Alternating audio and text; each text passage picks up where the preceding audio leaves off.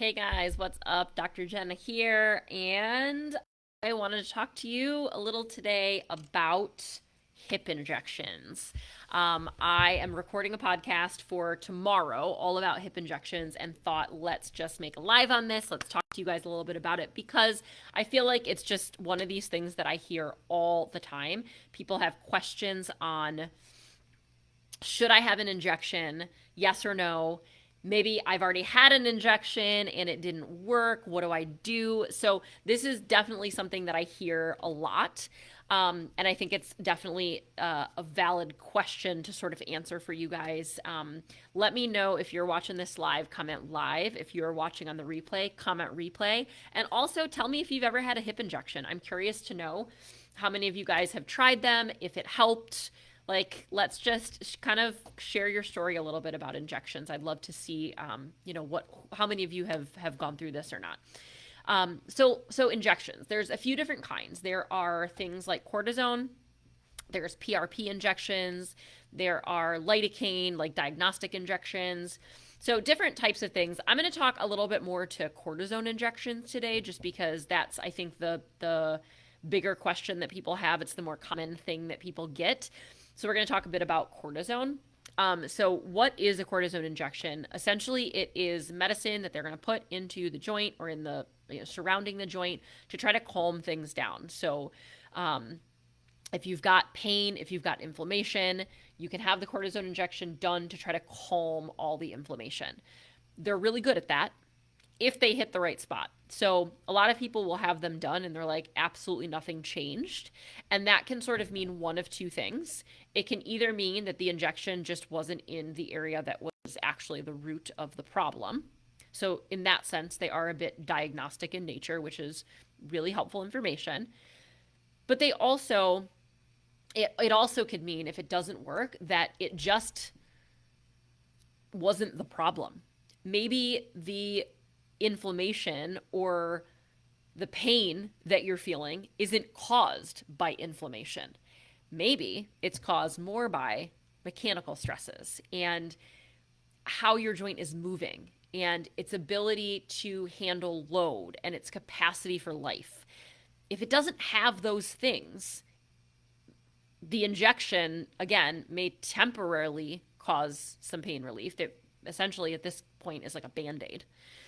So you may get some relief there, but long term, it's not changing anything, because as soon as that injection wears off, and it will because it's a temporary Band-Aid, as soon as it wears off, you go back to moving exactly how you were moving, or maybe you never even changed the way that you were moving in the first place, and all that pain is going to come rushing back. And sometimes it comes back it comes back worse because now more time has passed. I think one of the dangers of an injection is that it lowers your pain. So people then just jump back to all the things they were doing. Maybe they jump back into running. Well, I'm pain free, so I can go run. I can go squat 300 pounds. I can go do all these things that I want to be able to do because I had this injection and now my hip feels better.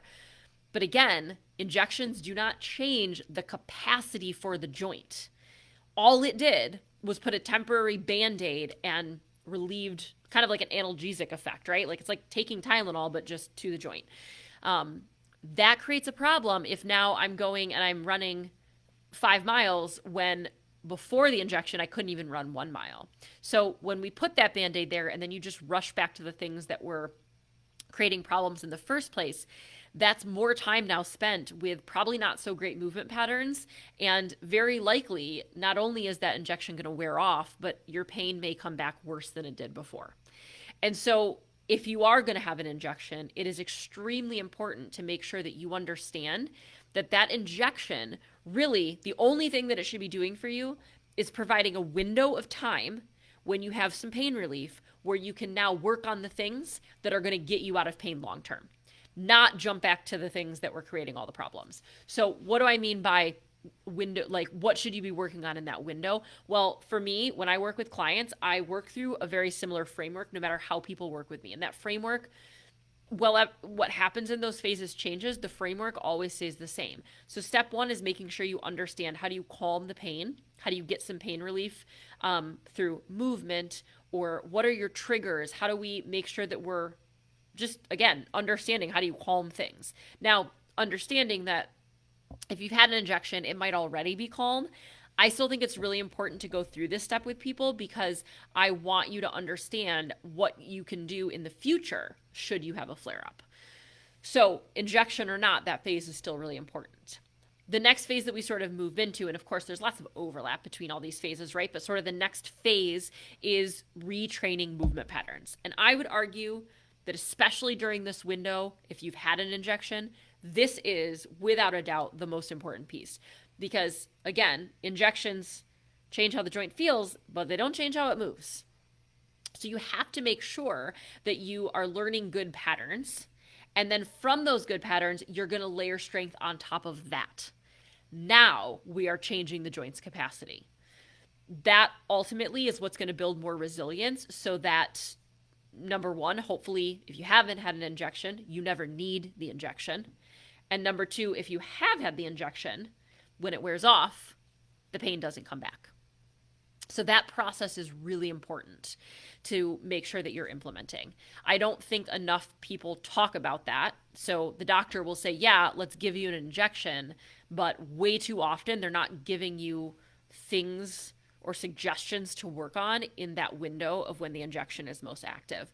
Hopefully you're working with a physical therapist and your physical therapist will do that for you. But many are not. Many doctors will just give the injection and that is it.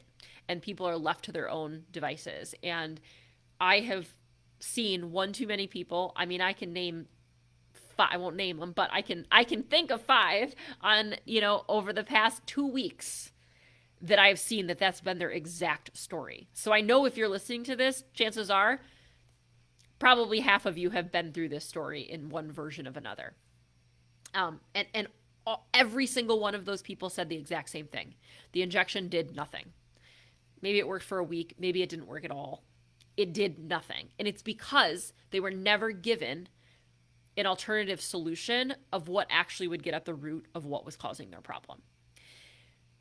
I think there's also this misconception that if the injection didn't work, the next logical step is surgery. And if there's anything that I can stress to you, it's that those two things are not mutually exclusive. Just because an injection didn't work, do not just automatically assume that that's surgery is the only thing left for you. Because I can tell you the majority of you probably have not had high quality physical therapy. You probably have not worked with somebody who really understands the ins and outs of hip impingement and labral tears. And so not all physical therapy is created equal. Patient mills, traditional physical therapy, pretty bad at treating this, right? There are definitely good therapists out there. I am not knocking therapists. The system is terrible. And so you become just one of many that rotates through those clinics, and you're not ever getting the customized support that you need, the hands-on help that you need, the movement re-education piece, the clear path forward, right? Like you're not getting the strategy. And so I would encourage you to make sure that you're working with somebody who understands this before you make the decision to have the injection or not. And even more so, if you've had the injection, before you end up deciding to have surgery. So I hope that was helpful. Again, if you guys have had experience with injections, whether you had them, they worked, they didn't work, you're not sure, just write them below in the comments. I would love to hear from you guys what you've tried, what's worked, what hasn't. Let's get a discussion going, help each other out. I think that's really powerful. And I will see you guys back here really soon. I hope everybody has a fabulous rest of your day. Bye-bye, guys.